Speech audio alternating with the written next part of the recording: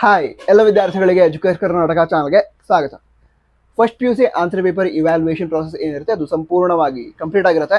ಅದಂತರ first PUC ವಿದ್ಯಾರ್ಥಿಗಳ result ಏನಿದೆ ಅದನ್ನು ಮಾರ್ಚ್ 30ನೇ ತಾರೀಕಿಗೆ ಅನೌನ್ಸ್ ಮಾಡಲಾಗುತ್ತೆ ಅಂತ ಹೇಳಿದ್ದಾರೆ.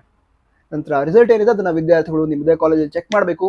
ನಂತರ ಯಾವುದಾದ್ರೂ ವಿದ್ಯಾರ್ಥಿಗಳು ಒಂದು ಅಥವಾ ಎರಡು ವಿಷಯದಲ್ಲಿ ಫೇಲ್ ಆಗಿದ್ರೆ ಮುಂದೆ ಸಪ್ಲಿಮೆಂಟರಿ ಎಕ್ಸಾಮ್ ಏನಿದೆ ಅದರ ಡೇಟ್ಸನ್ನು ಅನೌನ್ಸ್ ಮಾಡ್ತಾರೆ. ಅಂಥ ಟೈಮಲ್ಲಿ ಸಪ್ಲಿಮೆಂಟರಿ ಎಕ್ಸಾಮನ್ನು ಬರೆದು ಅಂದರೆ ಯಾವ ವಿಷಯದಲ್ಲಿ ಫೇಲ್ ಆಗಿದ್ರೋ ಅದೊಂದೇ ವಿಷಯದ ಎಕ್ಸಾಮನ್ನು ಬರೆದು ಪಾಸ್ ಆಗಿ ಸೆಕೆಂಡ್ PUC ಹೋಗ್ಬೋದು. ಸೊ ತುಂಬ ಟೆನ್ಷನ್ ಮಾಡ್ಕೊಳ್ಳೋ ಅವಶ್ಯಕತೆ ಇಲ್ಲ. ಅಕಸ್ಮಾತ್ ಮಿಸ್ಟೇಕ್ ಆಯಿತು ಅಂತ ಹೇಳಿದ್ರೆ ಆಪ್ಷನ್ ಇದೆ.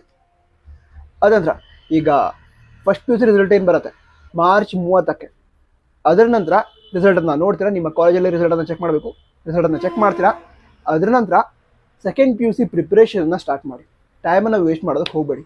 ಯಾಕಂತ ಹೇಳಿದ್ರೆ ಈ ವರ್ಷ 2024 ಹಾಗೆ 2025ಕ್ಕೆ ಸಂಬಂಧಿಸಿದಂತೆ ಪ್ರತಿ ಪರೀಕ್ಷೆಗಳು ಕೂಡ ತುಂಬ ಇಂಪಾರ್ಟೆಂಟ್ ಆಗಿರುತ್ತೆ. ಯಾಕಂತ ಹೇಳಿದ್ರೆ ಹಿಂದಿನ ವರ್ಷ ಒಂದು ಪ್ಯಾಟರ್ನ ಚೇಂಜ್ ಮಾಡಿದ್ರು. ಆ ಪ್ಯಾಟರ್ನ್ ಚೇಂಜ್ ಮಾಡೋದ್ರಿಂದ ನೀವು ಬರೆಯುವಂತಹ ಸೆಕೆಂಡ್ PUC ಬರೆಯುವಂತಹ ಪ್ರತಿ ಎಕ್ಸಾಮ್ ಕೂಡ ತುಂಬ ಇಂಪಾರ್ಟೆಂಟ್ ಆಗಿರುತ್ತೆ.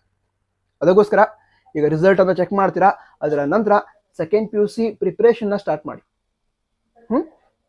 ನಂತರ ರಿಸಲ್ಟ್ಗೋಸ್ಕರ ಎಲ್ಲ ವಿದ್ಯಾರ್ಥಿಗಳಿಗೂ ಆಲ್ ದ ಬೆಸ್ಟ್. ನಂತರ ಸೆಕೆಂಡ್ PUCಯ ಮುಂದಿನ ಎಲ್ಲ ಅಪ್ಡೇಟ್ಗಳನ್ನು ಪಡೆದುಕೊಳ್ಳೋದಕ್ಕೆ ಸಬ್ಸ್ಕ್ರೈಬ್ ಮಾಡಿ. All the best. ಜೈ ಹಿಂದ್, ವಂದೇ ಮಾತರಂ.